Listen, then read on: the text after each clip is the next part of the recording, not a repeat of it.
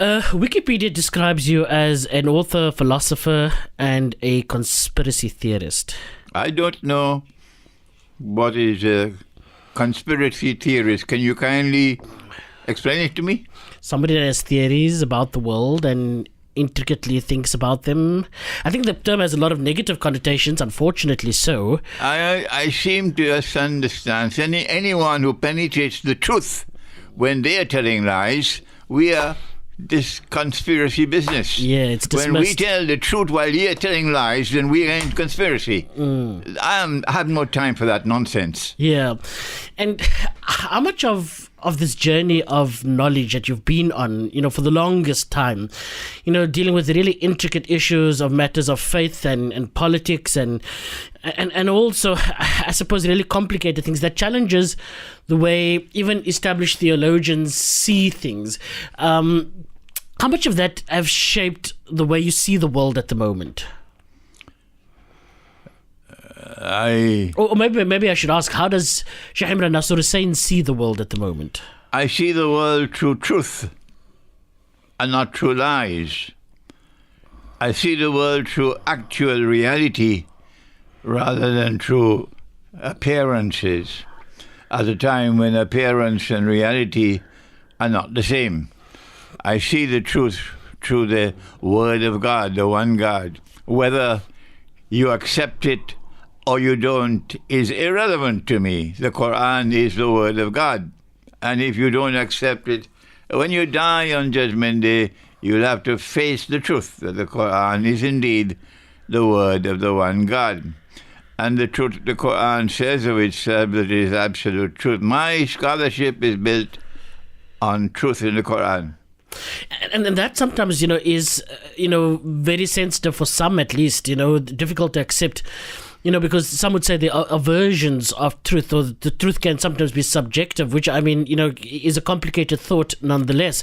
However, I want to maybe then understand whether, because there's been variations to this debate, you often were attacked for certain positions that some would say, discourages or moves away from, sort of mainstream scholarly work, etc., even on matters of hadith and so on that you disputed at some stage, not hadith as a principle, but certain types of hadith. And I'm wondering whether you find that the Muslim discourse has matured through the years to be able to accommodate discussions that would hopefully take us further in understanding matters of faith. I am not a part of such discussions.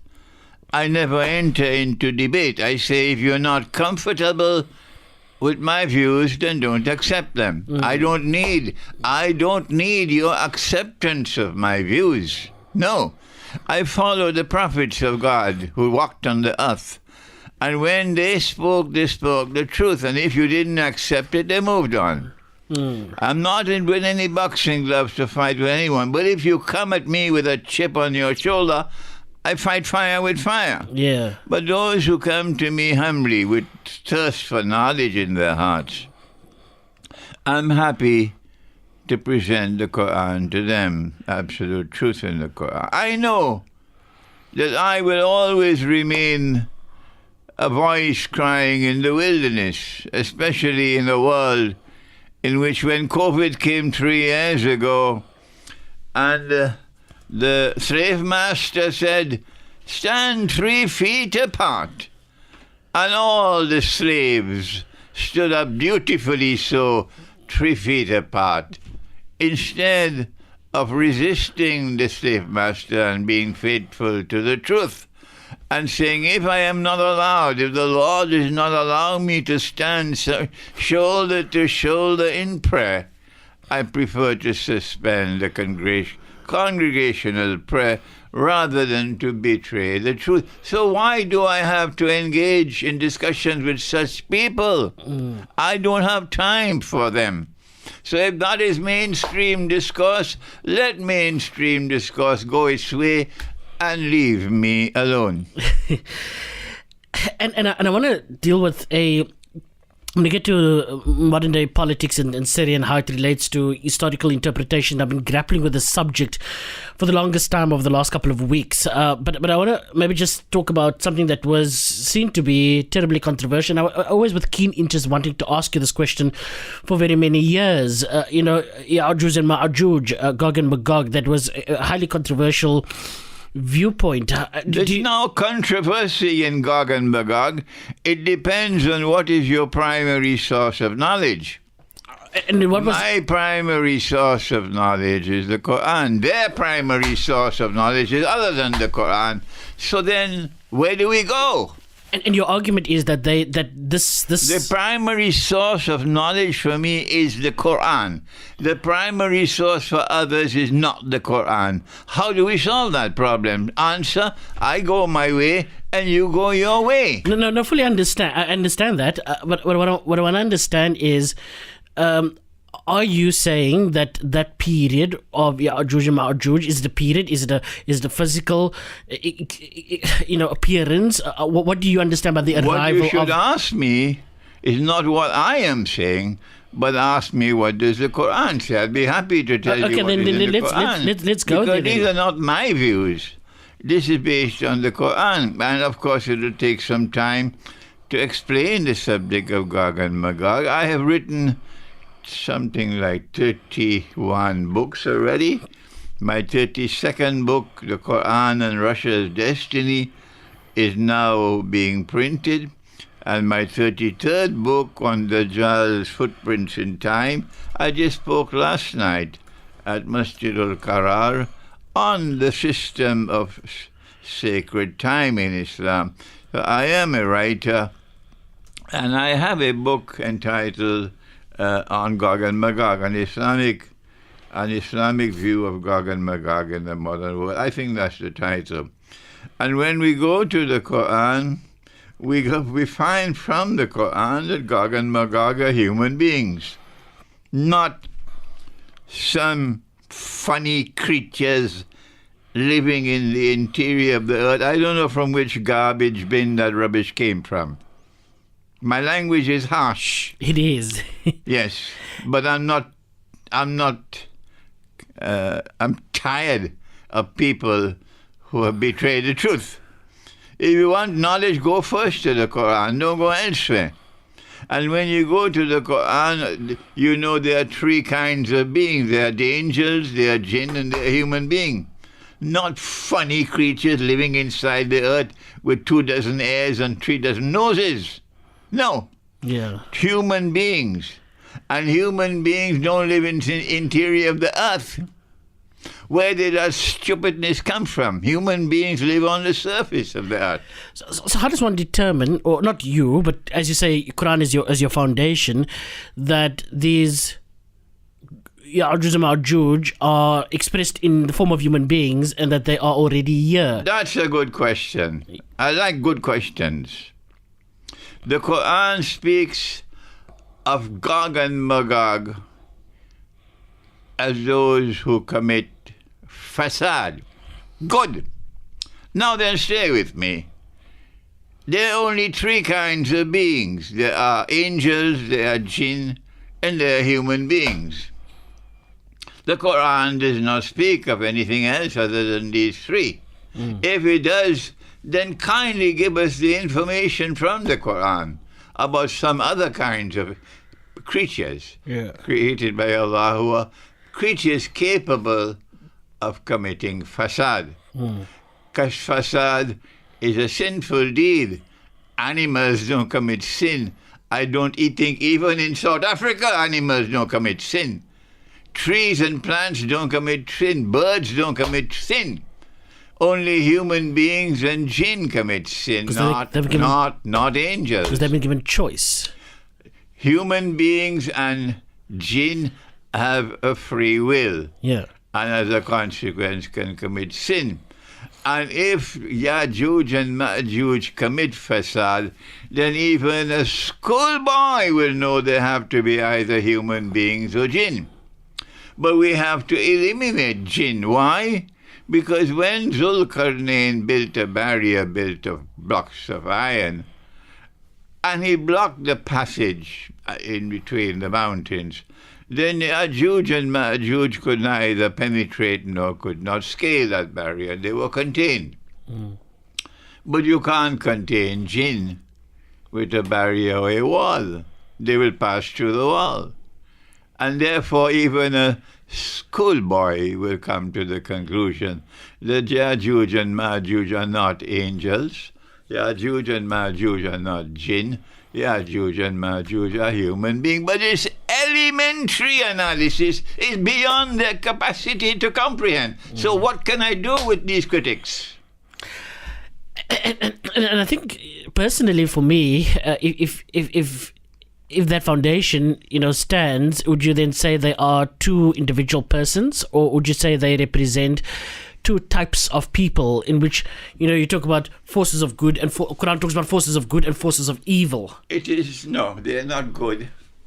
There is no evidence at all in the Quran, the basis of which you can say people who commit fasad can possibly be good. Sure, but what I'm asking is it a type of people, or are we talking about a specific person? Because in different streams of faith, there is this waiting for a Messiah, and what that Messiah will look like, etc. Is it one particular individual that we're talking about? There is nothing at all in the Quran which even remotely suggests that God can be one person or Magog can be one person. Rather, they have to be perhaps a group of people, a tribe.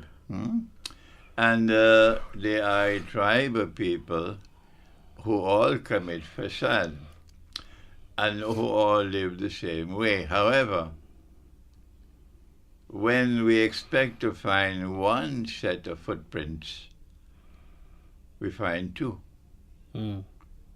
Strangely so, mysteriously so. And we ask, why has the divine wisdom done this? Answer, the divine wisdom has given us a means through which, by looking at their footprints, you can recognize these have to be Gog and Magog committing fasad. Fasad is corruption which can destroy. And Allah has reserved the greatest punishment of all for fasad. Okay? So people who are wicked in their conduct, and South Africa, more than most countries, is intimately aware of Gog and Magog, because they suffered from the oppression of Gog and Magog for 300 years in this country. Yes, 300 years. If the scholars of Islam in South Africa are not as yet capable of recognizing that the oppression which lasted in this land for 300 years was oppression from Gog and Magog, don't blame me for that. Can I think of Zionism in its current form as a Magog and Magog? This entire concept of spreading corruption in the earth, the way in which it happens. Is Zionism Gog and America Magog? Good question. When we go to the Quran to identify Gog and Magog, we find that Allah destroyed a town. The Quran does not identify the town. And then after Allah destroyed the town, He expelled the people of the town, and then He banned their return, that they could never return to reclaim this town as their own. Until when? Until Gog and Magog are released, and when they are released, then something will happen only once in history. Let me repeat that. Something will happen only once in history. And that is Gog and Magog will spread out all over the earth. And Allah created them with a power such that none but he can destroy them. Saddam Hussein could not destroy them. Gaddafi could not destroy them. Nelson Mandela could not destroy them. No one could destroy them except Allah. And when they spread out all over the world with their indestructible power, they take control of power in the world. And as I said to you, and I'm saying it for the third time, this will happen only once in history. And when they take control of power all around the world, they will bring these people back to that town to reclaim it as their own. How do we identify Gog and Magog? And how do we identify the town? This is not sophisticated analysis. This is elementary thinking. But yet, I have been a lonely voice crying in the wilderness on Gog and Magog all my life. And it seems that I'll leave the world like this, as a lonely voice crying in the wilderness. Because no matter how simply I speak, they won't accept it. So what do? What is the town? Which is the town? And who are those who brought them to the town? The answer is to be found in a prophecy of Prophet Muhammad, alayhi salatu wasalam, connected to Gog and Magog. He said that Gog and Magog will be destroyed by Allah in Jerusalem. And you've written quite extensively about that. He said that Gog and Magog will be destroyed by Allah in Jerusalem. The word Jerusalem is not to be found in the Quran and the Hadith because it's in Arabic, and the Arabic language does not have Jerusalem.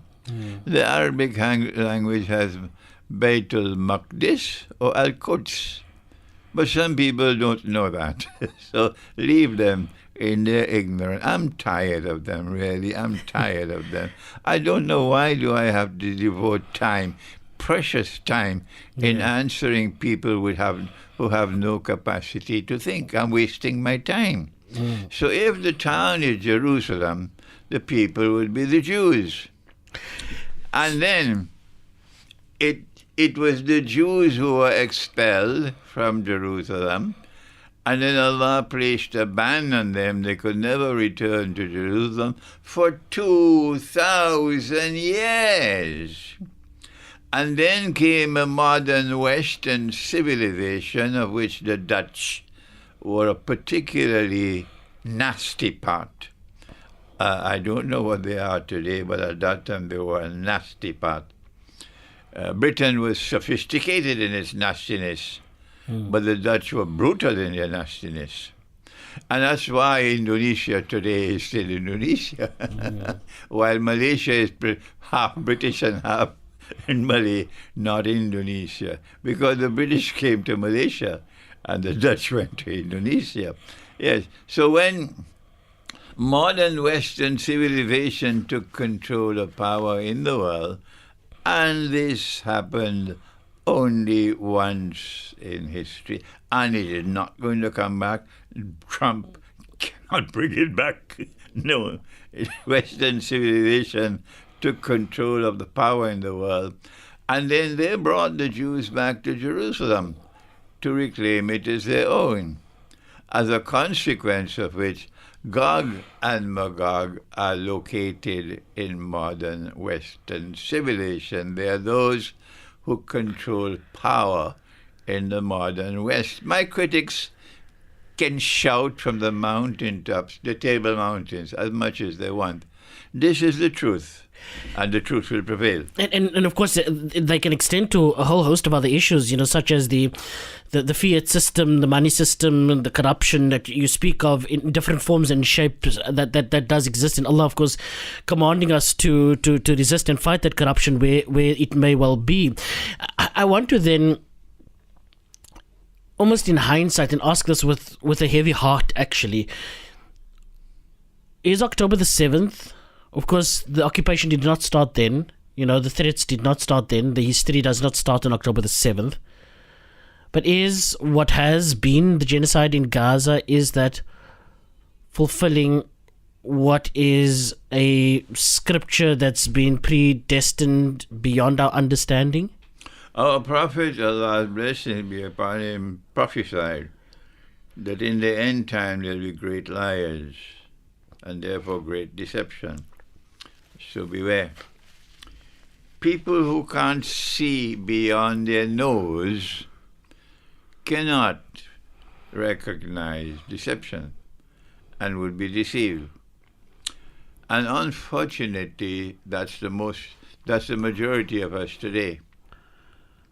Israel is advancing with her agenda successfully, while we are asleep, not being able to look beyond our noses, okay? I admire those who resist Israel, the Islamic resistance, they call themselves Hamas. I admire the Mujahideen in Afghanistan who fought the Americans for 20 years until Uncle Sam had to put his tail between his leg and exit Afghanistan in defeat. I admire these people. They know how to fight, but unfortunately they don't know how to think properly. So what happened in Gaza is that Israel, which has a PhD in deception, wanted in 9/11 to justify what Israel is now doing before the world. Okay? They did it once before with something called the Holocaust. And the Holocaust made it possible for them to proceed to advance their mission in the world. They did it with 9/11, and now they've done it with October 7. What happened in October 7 has to be understood through connecting the dots, because whoever has the evidence will be killed. That's right. So don't ask me where is the evidence. When you don't know how to connect the dots, go back to school. So all the weapons and all the massive amount of sophisticated art of the state weapons and drones and so on, which were being shipped to Ukraine, provided an opportunity. And what the CIA and the Israeli Mossad did was to siphon off some of those weapons and drones and use their client state of Saudi Arabia to be able to funnel the weapons and the drones into Gaza. And Hamas, which unfortunately did not have much capacity to penetrate the deception, they believed that these weapons were coming from Allah.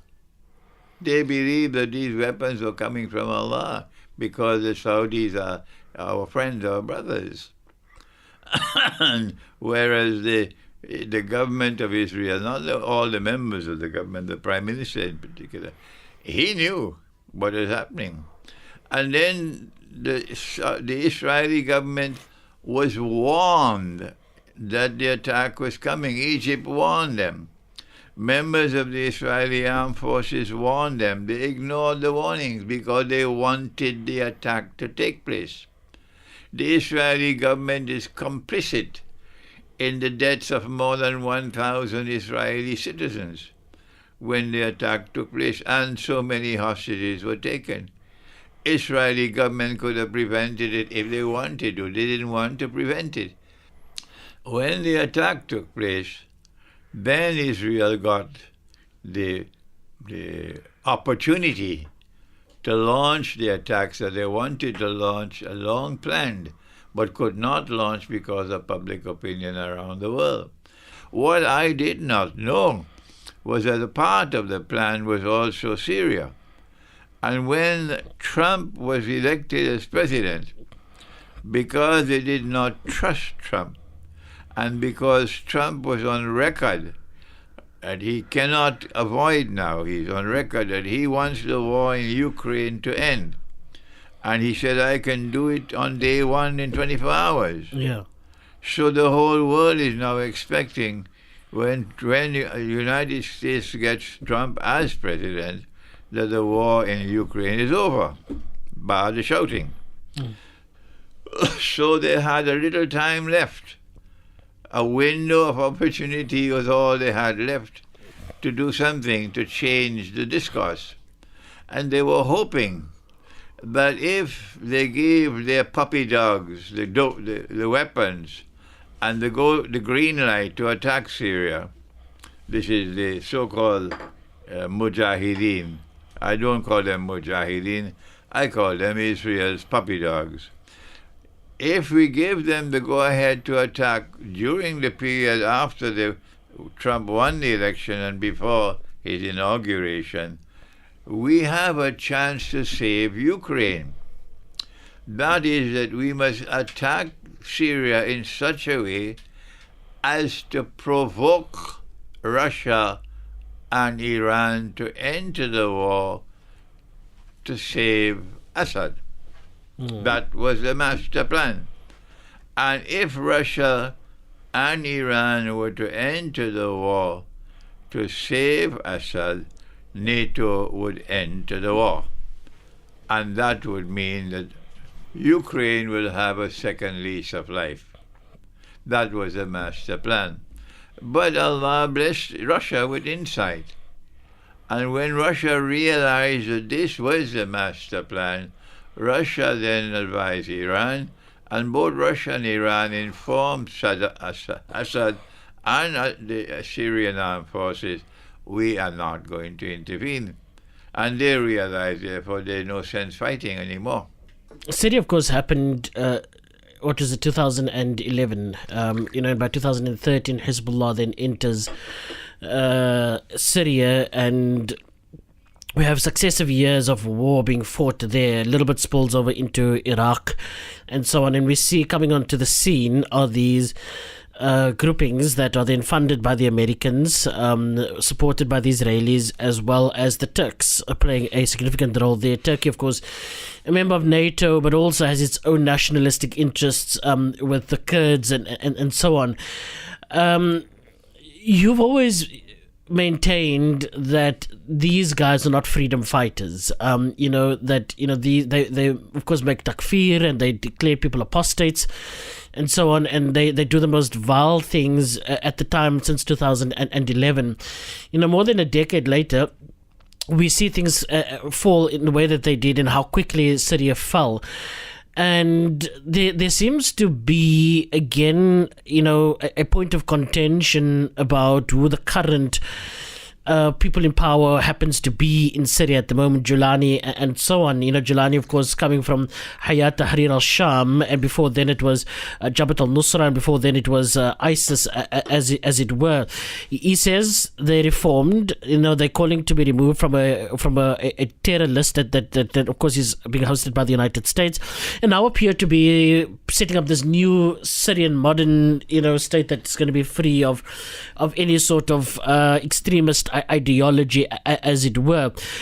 Let's deal with the Syria situation and who's in control at the moment, because being in opposition to that seems to suggest that you're fine with an Assad government who has had, together with his father, had a very negative, let's call it reputation, in the massacres and things that have happened, the Baath massacre and so on.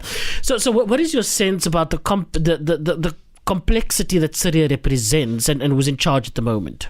I would be a fool to defend an oppressor. I've always condemned oppression. And if Assad was an oppressor, he must be condemned as an oppressor. Okay?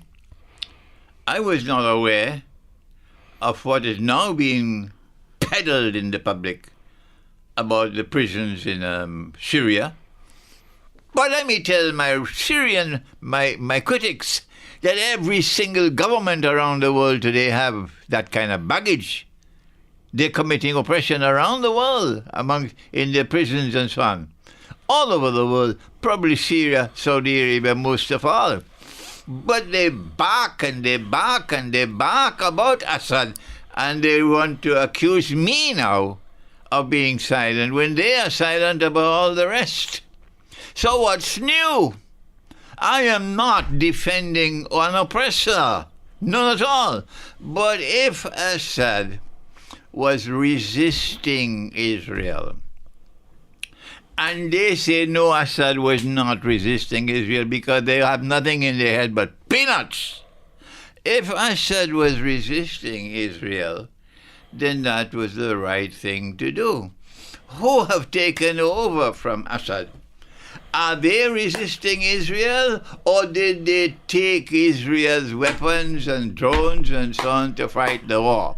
When they were being injured in battle, did they not go to Israel and they were being treated in Israeli hospitals? Did Netanyahu not come to visit them? These Israeli puppy dogs who now control Syria were in hospitals in Israel, and Netanyahu went to visit them in the hospitals. So tell me, was it better to be under Assad resisting Israel, or to be now under the control of Israel's puppy dogs, and Syria is no longer in resistance of Israel? Syria is like Saudi Arabia in a state of servile submission. So don't come at me with all of this nonsense, diverting the subject about Assad's oppression, because I condemn all oppression. Let's do that and stop that discussion and come here, which is a major discussion. And when we come here, we find that now all that remains after Syria is that Iran is resisting Israel, and Yemen is resisting Israel, and all the rest are in servile submission. This is my analysis from the Quran. The Quran is teaching me, I don't know who is teaching them. The Quran is teaching me that when the Jews and the Christians join together in friendship and alliance, and that is what has happened today in the Zionist movement, and that is what is NATO. And you join NATO and you become a member state of NATO, the Quran says you're no longer a part of this ummah. Tell that to Erdogan, who is not only a member of NATO, but comfortably so, and exploiting Turkish membership in NATO to advance his own agenda. And he pretends to be a leader for the Muslims. Only sheep and cattle would accept Turkish credentials. I reject them. I mean, Surah Nisa talks about, fighting, Satan's evil forces. And of course, we spoke about Gog and Magog, and there was the reason why I went there to start off with, to understand who happens to be these evil forces, as it were, because on the one end, the history as you've now related it to be, the timeline of events, those are the ones that I share very deeply. I mean, I cannot, in the absence of the fact and the reality, understand the chronology of events other than the way you've put it now. However, you have, this seemingly divisions around who to trust to be the ones that are friends of Muslims and are ones that are in the pursuit of justice. So let's look at, the Emirates. Let's look at the Saudis, the Turks that you've mentioned there. Of course, I'm not talking to the people. I'm talking here about the leadership. Let's look at Egypt. When Mohammed Morsi was deposed and there was a military installation there, or the military was installed, as the head of Egypt, there's no real been proper credible elections ever since.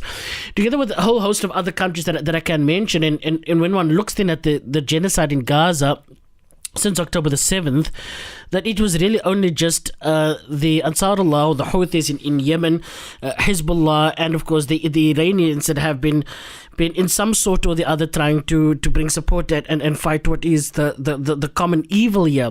And so I want to understand the leadership that we have, and I struggle to call it Muslim leadership, but nonetheless the leadership that is and does exist at the moment. What is your reading about where we are? Because a couple of months ago there was talk about Saudi and Israel normalizing relations more openly than what they already have. So what is Sheikh Imran Hosein's perspective on this dystopian idea of Islamic leadership? You have brought a number of subjects together in one comment in order to bring clarity and remove any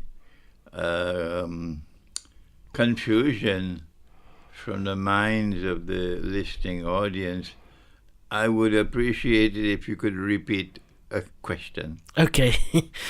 The question is, what is Sheikh Imran Hosein's perspective on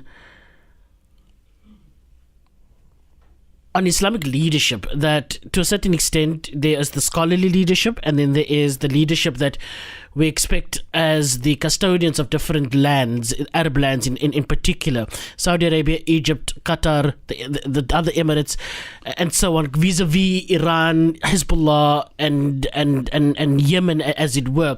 What do you read about the current situation between those two? That's a simple question. Jerusalem lies at the very heart of Akhir Zaman.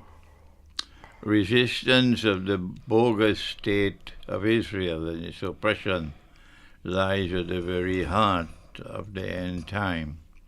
And those who are on the right path and should be accepted as leaders would be those who are resisting Israeli oppression, not those who are in submission to Israel, particularly those who have recognized Israel as a state, which is an act of shirk, and who are in diplomatic relations with Israel and also in trade relations with Israel, supplying Israel with oil, and acting like Israel's puppy dogs, like Azerbaijan and Turkey. Mm-hmm. They don't qualify for leadership role of an ummah.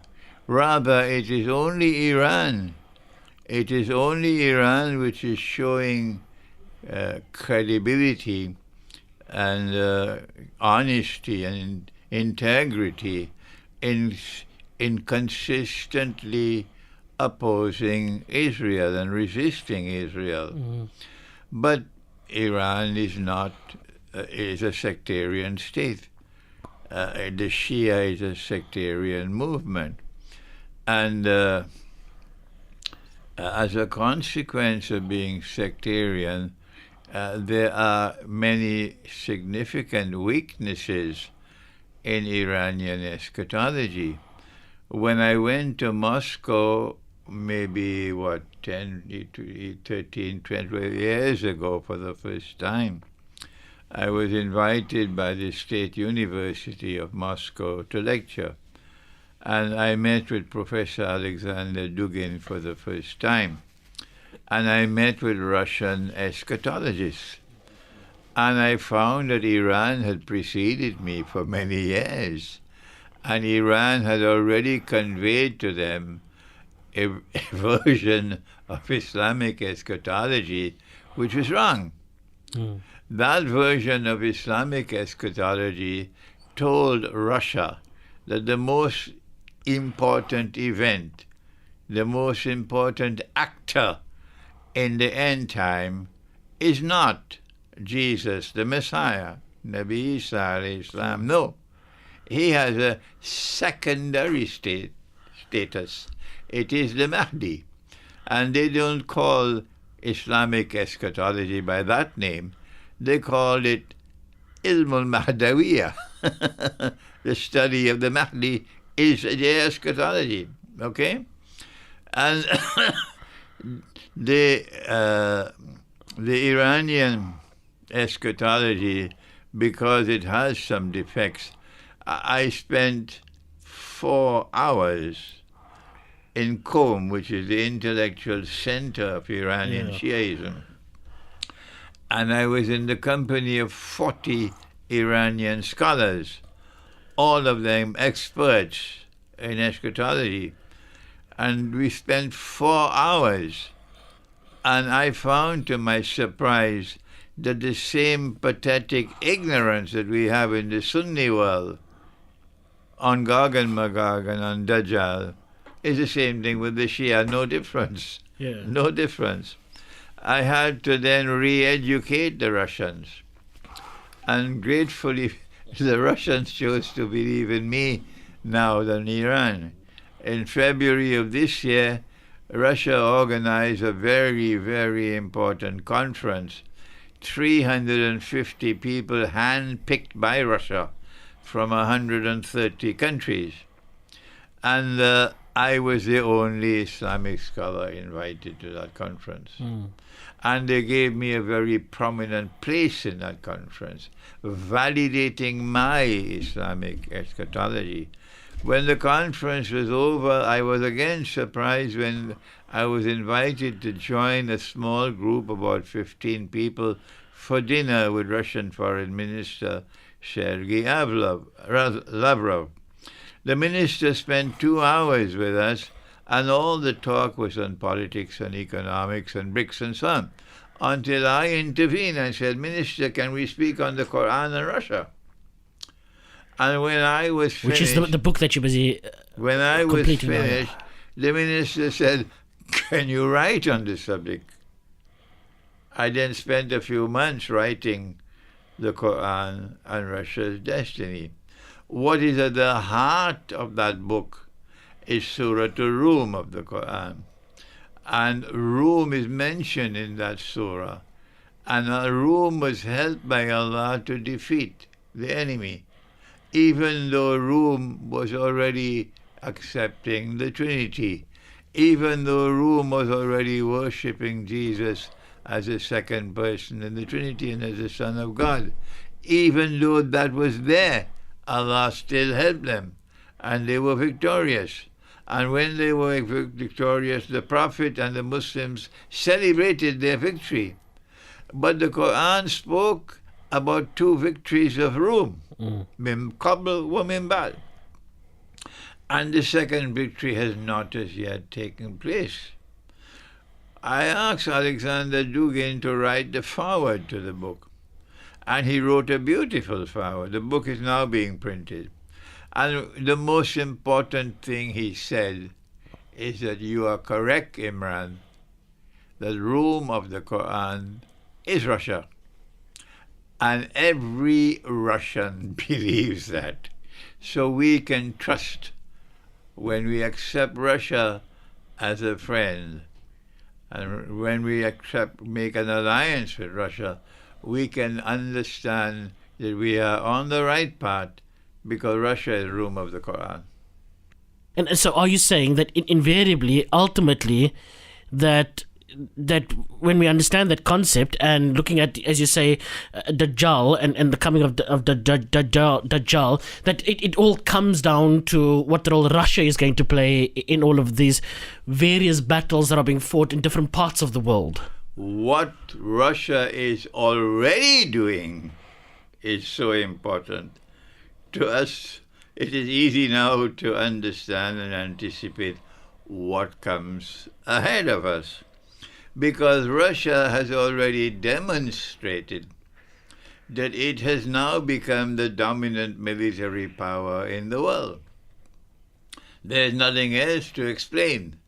Why is it that the United States of America, which is supposed to be the dominant military power in the world, and which has been changing governments helter-skelter all over South and Central America for 200 years now, overthrowing governments whenever they wanted.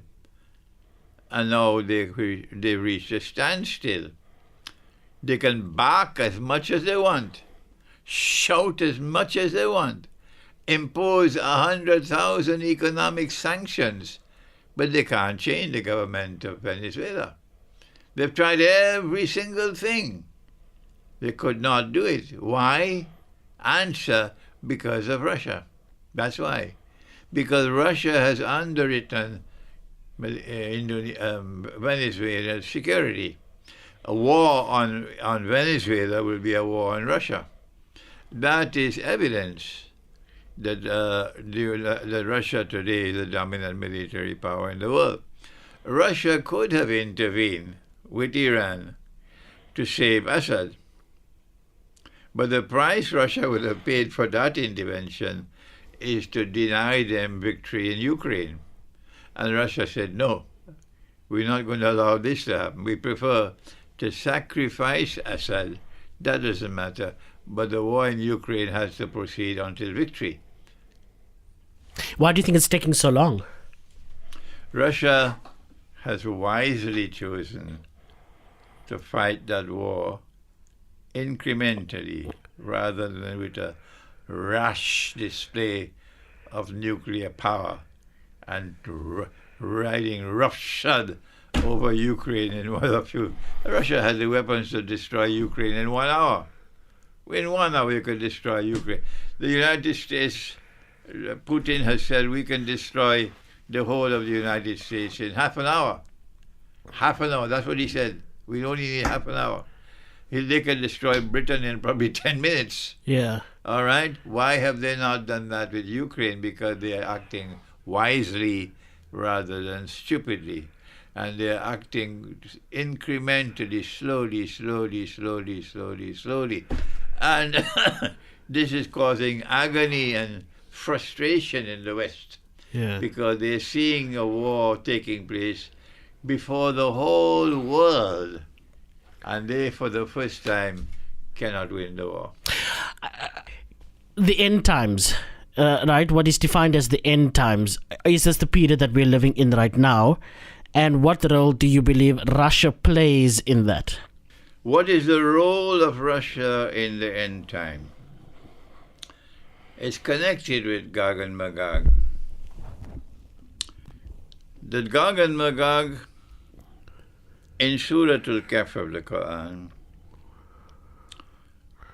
were contained behind a barrier built of blocks of iron and coated with copper, molten copper.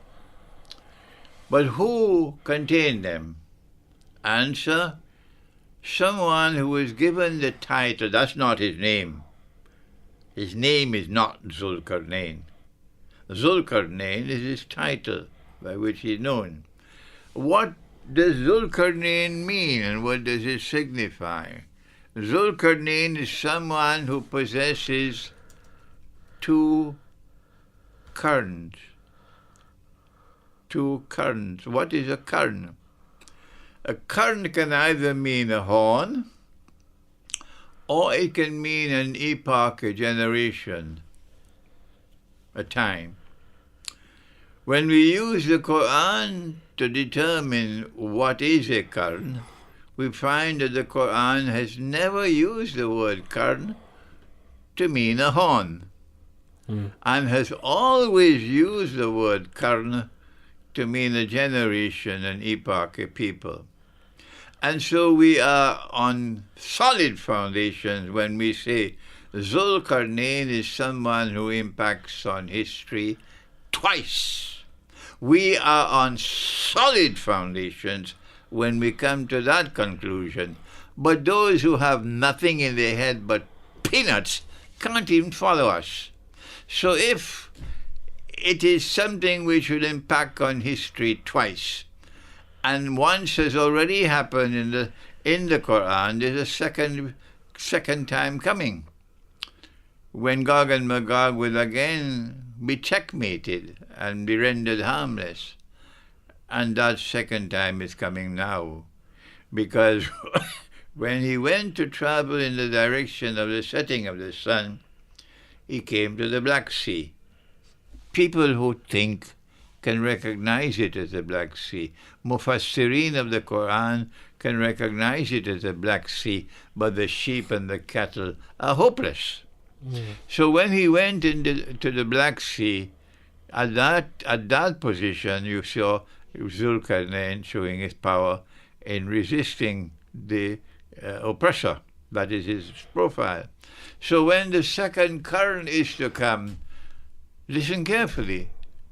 Power will once again manifest itself in the region of the Black Sea, power resting on the foundations of it, because that's the profile of Gog and Magog. And that has never happened since the revelation of the Quran till now. In 2014, Russia recovered Crimea. And I celebrated, because now that Russia has recovered Crimea, which was Russian in the first place, Russia now commands the whole of the Black Sea. And so I am confident, in my view, that Russia's role in the end time is to contain and checkmate Gog and Magog for the second time. Like, I would understand Quran for the Muslims, right? And you of course, you're using Quran as a premise for these sorts of arguments. If I am wrong in explaining Gog and Magog and Zulkarnain, then will they kindly tell us what is right? Put it down in writing so that the whole world can read it and laugh? That's their scholarship. This is mine. And so, on that note, how does Sheikh Imran Hosein want to be remembered? You know, I'm not writing your obituary. I don't want to be remembered. I am not important. The world can forget me when I die. Makes no difference to me. What is important to me is what is in the truth in the Quran. That must be remembered, and that must prevail. Imran is not important. Thank you very much. Assalamu alaikum.